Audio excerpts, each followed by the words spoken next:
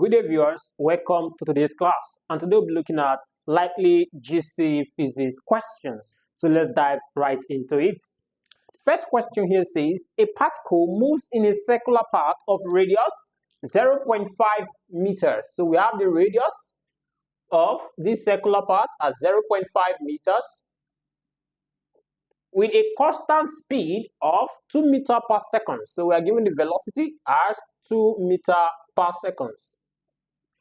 What is the magnitude of its centripetal force? Centripetal acceleration. So we're trying to find the magnitude of the centripetal acceleration. We do not know. But we know that centripetal acceleration is equal to v squared over r. So this is the same thing as saying that I have. This will give me 2 squared divided by 0.5. And that will give me 2 squared will give me 4. If I divide it by 0.5, that will give me 8 meters per second square.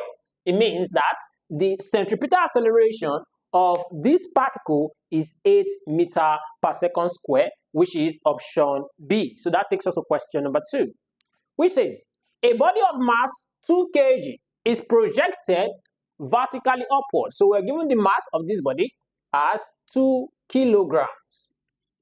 It's projected vertically upward with a speed of 20 meters per second. So we're given the speed as 20 meters per second.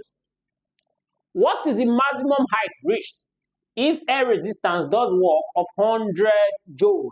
So we are given that we have to find the maximum height reached. We do not know.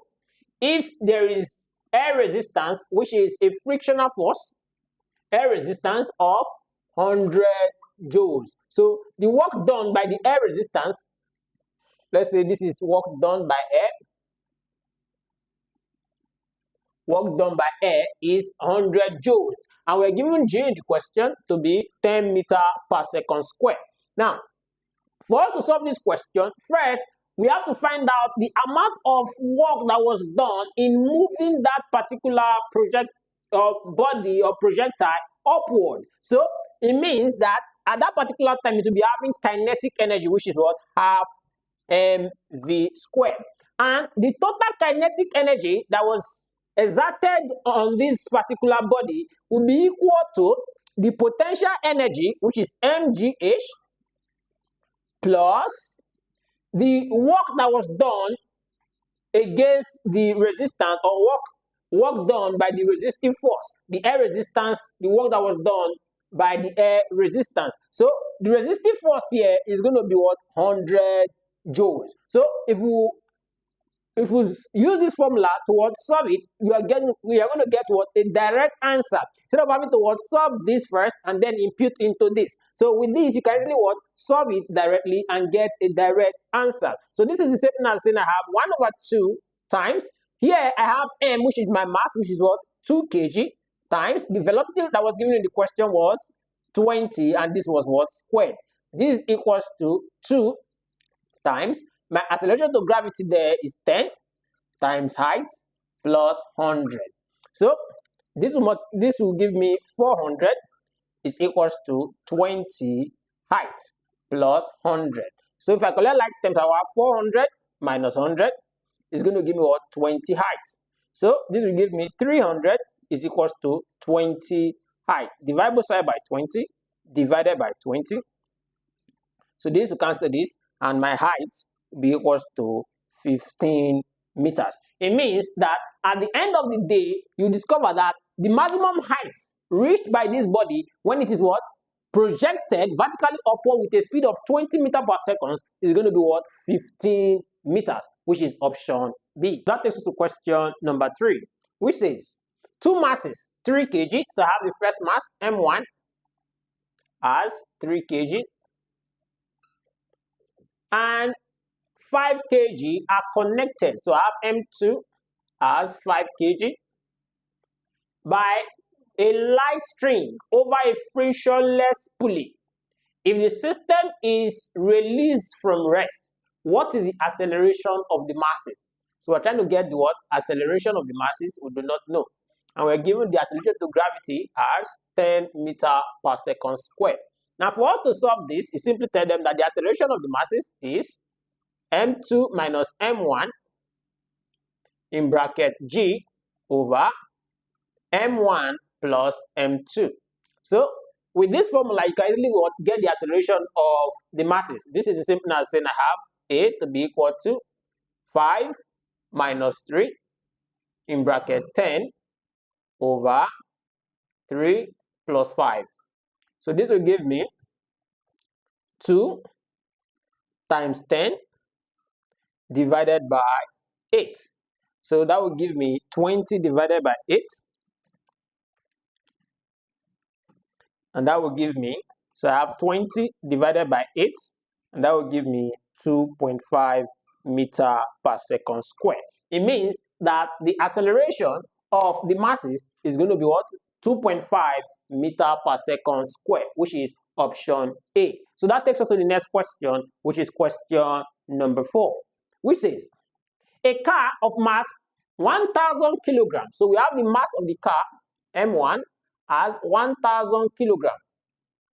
Moves at, so we have the velocity of the car as 20 meter per second, and collides inelastically with a stationary truck of mass. So we have a stationary truck of mass 2,000 kilograms. What is their common velocity? Because this truck is stationary, it means that the initial velocity of this truck, u2, is going to be 0 meter per second. So the question is, what is their common velocity v? We do not know. But we know that momentum before collision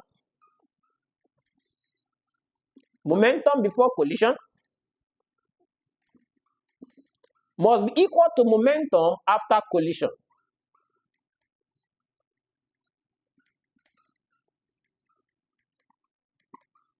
So this simply means I have m1 u1 plus m2 u2 is equals to v open bracket m1 plus m2. So this will give me, my m1 there is 1,000 times 20 plus 2,000 times 0 is equals to v open bracket 1,000 plus 2,000. So this will give me 20,000 is equal to, because this times will give me 0, so I'll have 3,000 v. So I'll divide both sides by 3,000 divided by 3,000. So it means that their common velocity v will be equals to 6.67 meter per second. So it means that their common velocity at the end of the day after collision is going to be what? 6.67, which is what? Option A. So that takes us to question number 5, which says a simple harmonic oscillator. A simple harmonic oscillator. So we're talking about SHM here. A simple harmonic oscillator has a period of 0.5 seconds. So the period is 0.5 seconds. And an amplitude A of 0.1 meters. What is the maximum acceleration? A mass. We do not know. But we know that omega is equal to 2 pi over period. 2 pi over period. That is what? My omega. So if my omega is equal to 2 pi over period, this means that omega is equals to 2 pi divided by 0.5. And that will give me 4 pi rad per second. Now, after I've gotten this, I'll tell them also that my A mass, which is maximum acceleration, is equals to omega square A. This is the same thing as saying that my A mass is equal to 4 pi squared times 0.1. So this will give me 16 pi squared times 0.1. So that will give me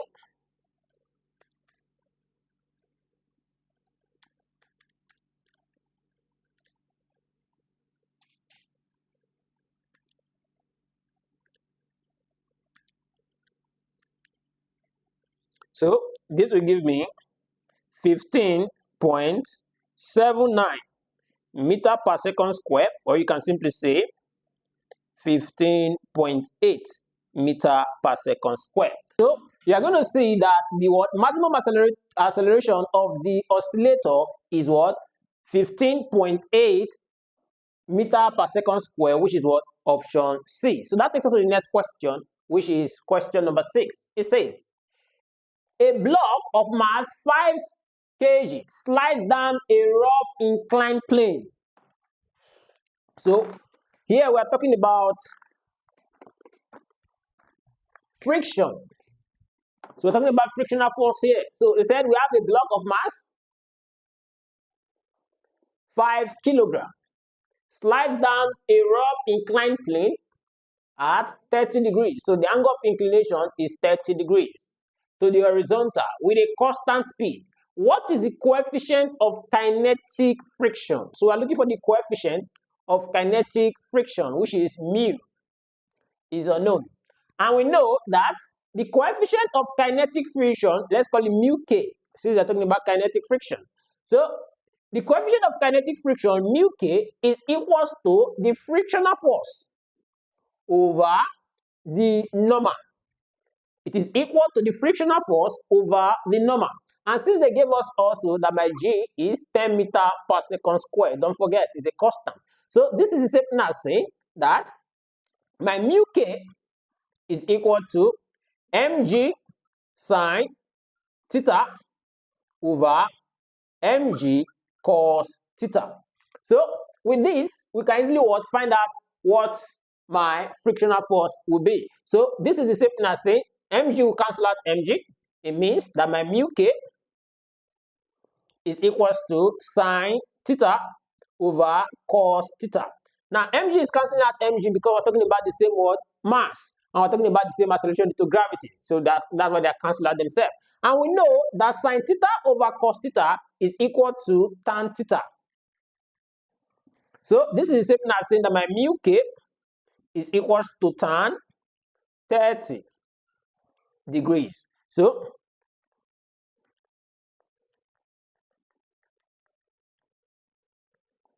that will give me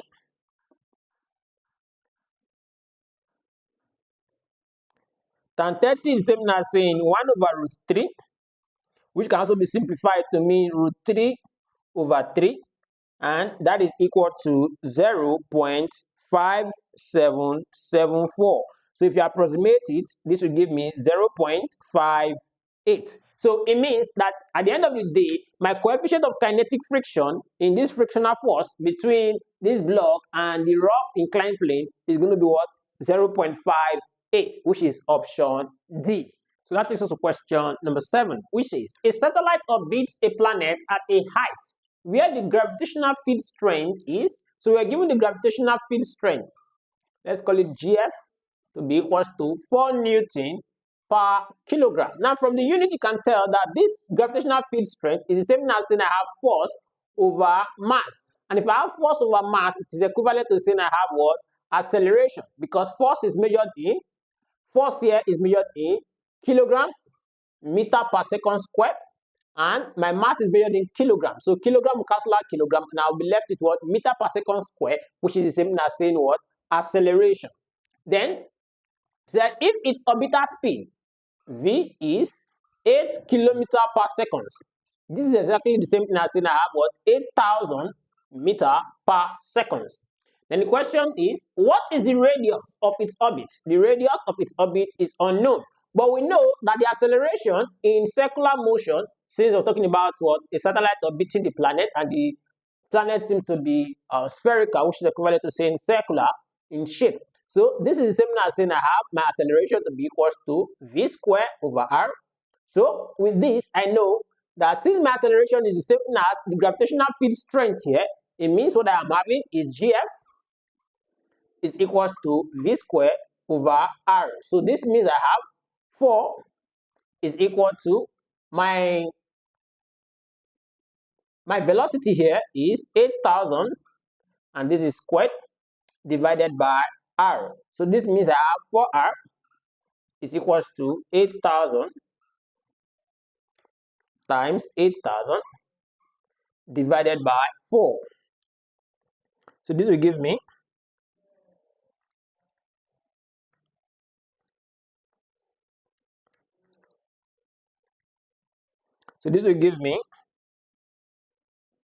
my r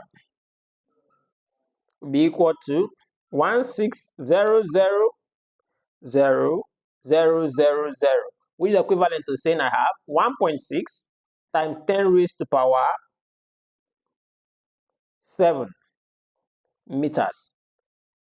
So if you look at our options, we do not have 1.6. So if you approximate according to what we have here, you look at this is similar thing I have what 16 times 10 raised to power 6 meters. So looking at our options, you can see they did not put it in regular standard form, which would have been 1.6 times 10 raised to power 7. Instead, they put it in terms of what? Just a particular order of approximation here. Here I have what 16 times 10 raised to power 6. So that is what option D. So that takes us to the next question, which is question number 8. It says a machine lifts a load of 500 Newton. So here I'm talking about machine. So I have my load as 500 Newton through a vertical height of 2 meters. So we have a height of 2 meters. Please note that your load is also a force. Okay, in 10 seconds. So my time is 10 seconds. If the efficiency is 80%, my efficiency is 80%. What is the power input to the machine? So our power input is unknown. So since we know that this here is talking about what machine, and we have the efficiency, now we're trying to find what the power input. Now before we find the power input, we have to first find the power output. What was the power output? My power, since first I have to find the work done, since we know that power is equal to work done over time, and my work done here, this is the same as in our force times distance, force times height over time. So this will mean that my power output, so my power output is going to be equal to my force there is 500 times the height there is 2 divided by 10. So this means I'll be having 100 watts. So my power output is 100 watts. So, and I know that my efficiency is power output over power input times 100 over 1. So this is similar as in I have 80 is equals to 100 over power input times 100 over 1. So if you simplify further,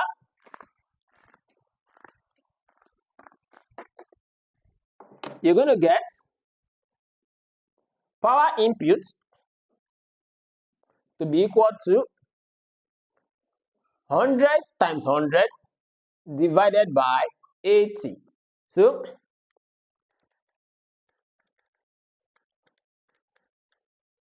that will give me my power input to be 125 watts. So it means that at the end of the day, the power input to the machine is 125 watts, which is option B. So let's continue. So that takes us to the next question, which is question number 9. It says a body of mass 4 kilograms. So we have a body and the mass is 4 kilograms. Is attached to a spring with a spring constant. So our spring constant K is 100 Newton per meter. What is the frequency of oscillation? So we are looking for the frequency of oscillation if the system is set into simple harmonic motion. Now for us to do this, we know that we have to find out what omega is, and we know that omega is supposed to be equal to square root of K over M. And we also know that omega is also equal to 2 pi F. So if omega is equal to these two, this also means that my 2 pi f is also equals to square root of k over m.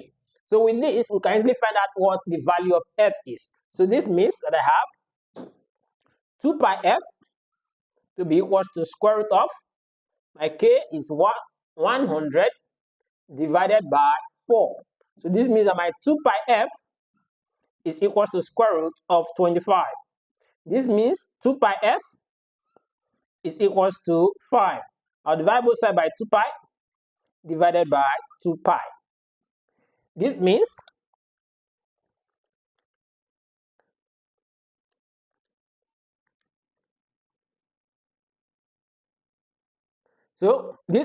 that my frequency is 0.796, which is approximately saying that my frequency is 0.8 Hz. So it means therefore that the frequency of the oscillation is 0.8 Hz, which is option B. So that takes us to question number 10.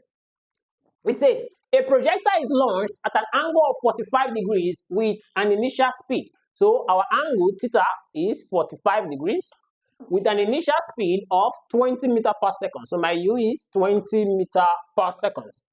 The question is, what is the horizontal range? So we are looking for horizontal range. If a resistance reduces the range by 10%, so range difference, so percentage range difference here is 10%. Okay, and we're given G to be 10 meters per second square. And we know that range under projectile motion is equals to u squared sine 2 theta over G. So this is the same as saying that my range is equals to 20 squared times sine 2 open bracket 45 divided by 10. So this will give me 400 times sine 90 divided by 10. So that will give me 40 times sine 90 is 1. So this will give me 1. It means that my range is 40. But that is not all. The question is, there is a reduction in the range by 10%. It means that the total range is going to be equal to the percentage left, which is 90%, which is 90 over 100, times the range that we calculated, which is 40. So when you multiply this, so I have 9 times 40 divided by 10, so that will give me 36. So it means that my range is 36 meters. So at the end of the day, the range after reduction is 36 meters, not 40 meters, because there's a 10% reduction, which is what 36 meters. That's option A. So I believe you have been enjoying this video down to this moment. Please don't forget to go to our channel for more questions and tutorials just like this. So let's continue with question number 11. It says, a gas expands isothermally. So we're talking about expansion of gases. So a gas expands isothermally during doing 200 joules of work. So the work done is 200 joules. If 300 joules of heat is supplied, so the quantity of heat supplied is 300 joules to the gas. What is the change in its internal energy? So we are looking for change in internal energy. Change in U is unknown. But we know that change in U is equals to Q minus W.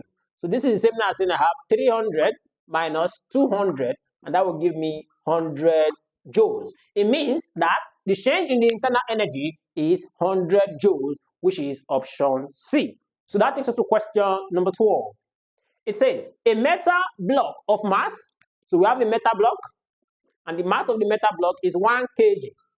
And the specific capacity of the block, C, is 500 joules per kilogram per Kelvin. It's cooled from, so it is cooled from a temperature here theta 1 as 100 degrees Celsius and theta 2 as 20 degrees Celsius. If 10% of the heat is lost to the surrounding, how much heat is transferred? They say the quantity of heat lost, percentage lost, is 10% of the quantity of heat supplied. So how much of the heat was transferred?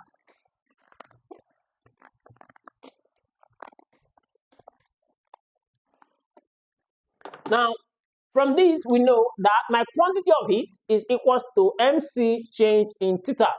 And this means that my quantity of heat is equal to, my mass was given as 1 times, my specific capacity is 500 times, my change in temperature here is going to be theta 1 minus theta 2. And the reason why we're using theta 1 minus theta 2 instead of theta 2 minus theta 1 is because we're talking about what? A cooling effect. It was cooled from the higher to the lower. So the first one, which is the higher, will be what? The first one. And then the second one, we're going to subtract it from the first one because we're talking about what? Cooling instead of what? Heating. So here I'm going to be having 100 minus 20. So this means that my Q is equal to 500 times 80. And that will give me that my Q is 40,000 joules. But that's not all. Remember that there was what? A 10% loss. So it means that percentage left will be equal to 90% of Q, which is the same as saying 90 over 100 times 40,000. And that will give me 36,000 joules. So it means that the quantity of heat that was transferred is 36,000 joules, which is option C. So that takes us to question number 13, which says a liquid of mass 0.2 kilogram. So we have a liquid of mass 0.2 kilogram. A liquid of mass was given as 0.2 kilogram. So let's say this is M1 and theta 1 at 100 degrees Celsius is mixed with 0.3 kilograms. So we have another liquid, M2, 0.3 kilogram of the same liquid. So they are of the same liquid, which means their specific capacity is the same. And the temperature of this second liquid is 20 degrees Celsius. What is the final temperature? Theta final, we do not know. Assuming no heat loss. So there's no heat loss, and they gave us C as the specific capacity as 2000 joules per kilogram per Kelvin. Now, from the law of calorimetry, we know that heat lost is equal to heat gained. So this is the same thing as saying that I have M1 C, then here I have theta 1 minus theta final to be equals to M2 C in brackets theta final minus theta 2. Now you might be wondering, why is my change in temperature different? On the heat loss side, the liquid with a higher temperature is the one losing heat. So it will have a higher temperature than the final temperature. While on the heat gain side, the final temperature will be higher than the temperature of the liquid because it has gained additional heat here. So that is why it is like that. Now my specific capacity is the same, so they will cancel out themselves. So I'll be having 0.2 in brackets. Here I'll be having 100 minus theta final is equals to 0.3. Here I'll be having theta final minus 20. So if I multiply these two, 0.2 times 100 will give me 20 minus 0.2 theta final is equals to 0.3 theta final minus 0.3 times 20, that will give me 6. So if I collect like terms, I'll be having 20 plus 6 is equals to 0.3 theta final plus 0.2 theta final. So that will give me 26 is equals to 0.5 theta final. Divide both sides by 0.5 divided by 0.5. This means that the final temperature of this mixture, theta final is 26 divided by 0.5, and that will give me 52. So that will give me 52 degrees Celsius. It means that at the end of the day, the final temperature of the mixture is 52 degrees Celsius, which is option B. That is the next question, which is question number 14. It says, a sample of a gas is compressed adiabatically to have its original volume. So the first volume, V1, is still, let's call it V. And my V2 is half V. Okay?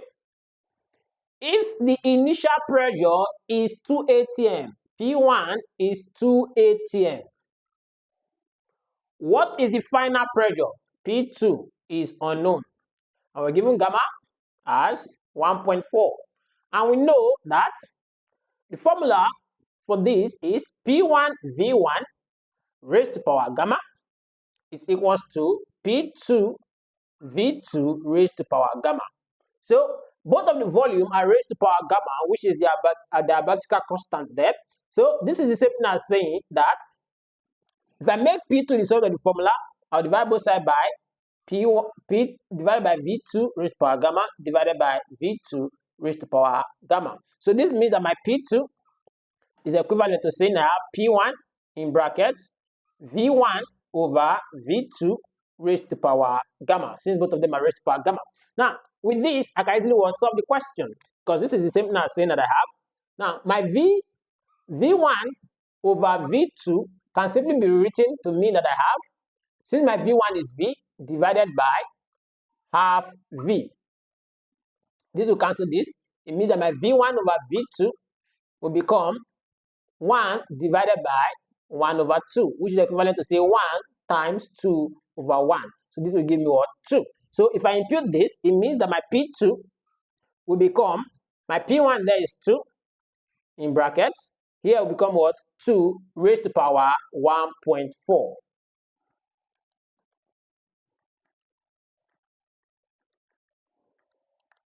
So that will give me 2 times 2.639.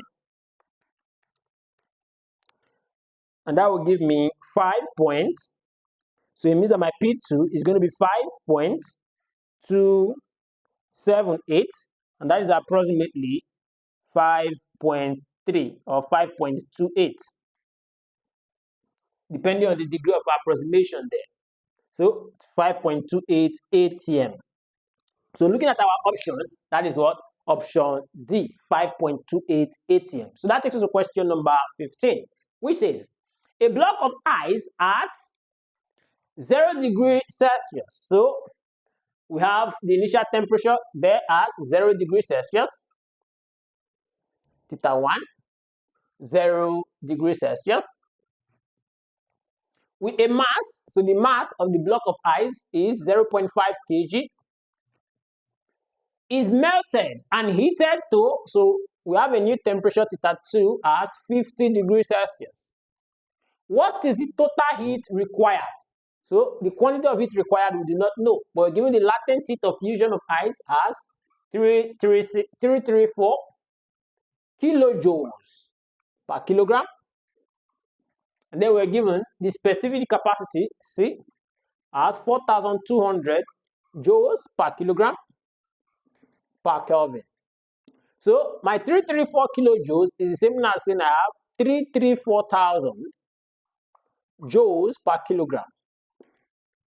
So the quantity of heat here will be equal to the quantity of heat in converting it from ice to liquid, which is specific latent heat. So it will have specific latent heat plus then the amount of heat that was used in heating it from 0 degrees Celsius after it has completely melted down to 15 degrees Celsius, which is specific heat capacity. So here it means I'll be having Q is equals to ml plus mc change in theta, which is equivalent to saying my Q is equals to ml plus MC, and my change in theta here will become theta 2 minus theta 1.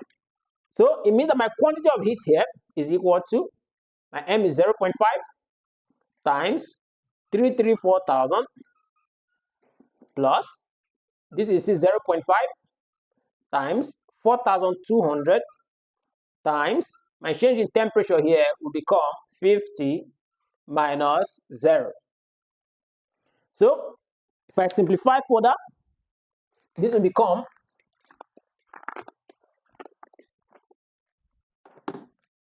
so I have 334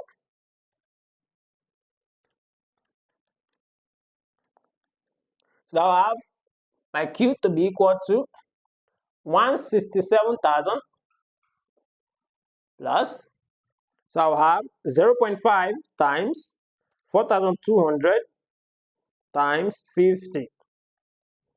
That will give me 105,000.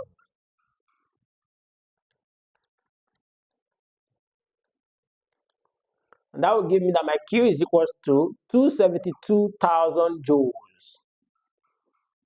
Or you can simply say 272 kilojoules, whichever one is given in your options. So let's look at our options. So looking at the options, you can see that 272,000 joules is option C. That makes this what? The correct answer to this question to be option C. You've had a wonderful time watching this class. I believe that you enjoyed yourself while you're watching this class. Don't forget to go to our channel for more videos like this so that you'll be well tutored for your upcoming exams. Hi, I'm sure you enjoyed the content you just watched.